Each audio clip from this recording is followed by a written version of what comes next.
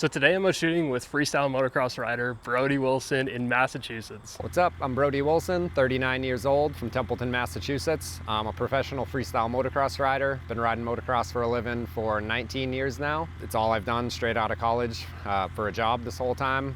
We're here in my backyard, just got done a practice session. It's always been a dream of mine to shoot freestyle motocross, and so it just feels so fitting that at the end of my trip, I finally get to shoot this. So we're gonna shoot some introductory stuff here in Brody's shop, and I thought that this area looks super cool, so we're gonna roll in his bike. We're going to shoot basically right directly underneath the light here. And I think that that's gonna give such like a nice soft light because it's dark in here and this is gonna be really lit well. My objective is just to show a little bit more about who Brody is in all aspects, because obviously we're gonna do that outside, but inside I think it's cool too. You know, if you have these environments, might as well use them. So we're getting like really nice side lighting on this side of your face. Just look this way a little bit. Okay, so we're slightly getting a little bit of that light just under the eye. So we'll look this way, so we'll get like a nice harsh, oh yeah, that's sick, because you're getting a little rim here. So that's really nice lighting right there. Chin down there. Look a little bit this way. I'm wondering if we moved everything out just a hair, because then the light would be more directly behind. Oh, it's so close. What I'm seeing is just that overhang of light just right here on your face. It would be cool if this was just black, because like I can brighten that up in post, but when that's just a little bit of light, I just feel like it looks a little strange. Whenever you're taking photos, no matter what environment, it's always so important to think about what's going to make the subject look most flattering. Oh yeah, dude. Yeah, that's it right there. Damn, like, get that lighting. In the first image, I felt like there was too much light on Brody himself and the bike, but in the second image, he was a lot darker and a lot more silhouetted with that rim light, which is exactly what I wanted. Just like, yeah, I was just gonna say, like, breathe out, like, and just relax the shoulders. Don't roll the shoulders back, just kind of stay fairly relaxed. Yeah, that's perfect. Something to be aware of when you're taking photos of subjects is oftentimes they like to tense up because they like to look stoic for the photo, but that can tend to look unnatural and uncomfortable. So often what I'll say is take a deep breath in, breathe out, relax those shoulders, and most times that helps to correct for that. I'll have you stand right here. So I really wanted to go for a low and aggressive power angle, and to keep Brody's jawline looking sharp, I wanted to have him looking up and out, because if he was looking down, it's such an aggressive angle, and that wouldn't have created images that he would have been happy with. Now, joining me on the shoot was Mackenzie Hennessy, and she is a phenomenal photographer that I've enjoyed watching for a long time. She lives in the area of Massachusetts and shoots with Brody a lot, and I was so stoked to shoot alongside her. If you want to check her out, I'll leave her links below.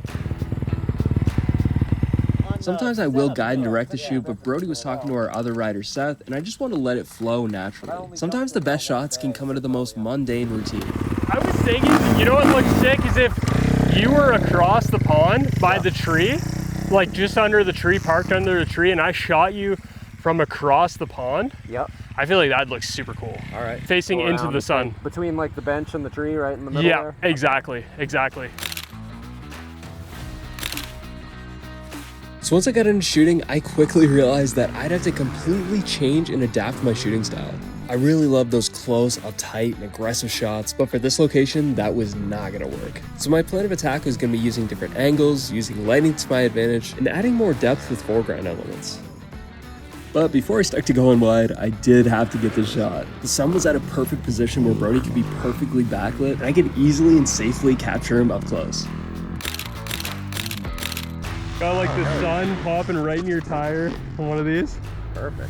One of the mistakes that I see a lot of photographers make is they don't bring their athletes into the photography experience by sharing photos with them. But by doing this, you actually build rapport with them. And when there's lifestyle moments like this, I'll try and capitalize on them, because I don't really like to interrupt my athlete when they're in the zone. These moments are also really great if your athlete struggles to be in front of the camera, because they'll be a lot more comfortable and relaxed.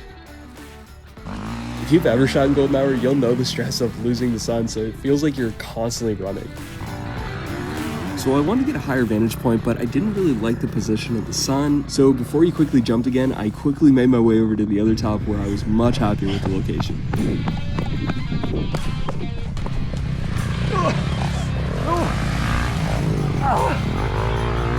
Thankfully, I was just in time for that shot. I always like capturing a shot of the sun directly in behind my subject, but I just couldn't achieve that this time. I wish there was some height like right here.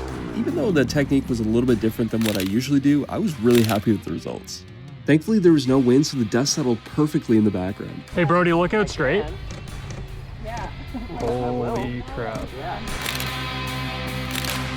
So quickly before we lost the golden glow of the sun, we placed Seth up on top of this jump, and it worked out perfectly because of this solo cloud that just rolled in over top of him. Oh my word, the cloud right now to be some of the best shots I've ever taken, no doubt. Hands down. Like this frame right now is psychotic. Oh my goodness. So you can see that I shot this frame 3 different ways, which is backlighting Seth with 3 different styles. The first is with the sun just out of frame, the second just in behind Seth, silhouetting him, and the third just peeking over the hilltop right next to Seth. Personally, my favorite is where the sun is just slightly out of frame. For these last golden hour shots, I ended up switching to the 7200 because I wanted a tighter focal length because I noticed that I was shooting a lot of wides, so I needed something a little bit closer. But I still made sure that I was wide enough that I could crop in however I wanted in post.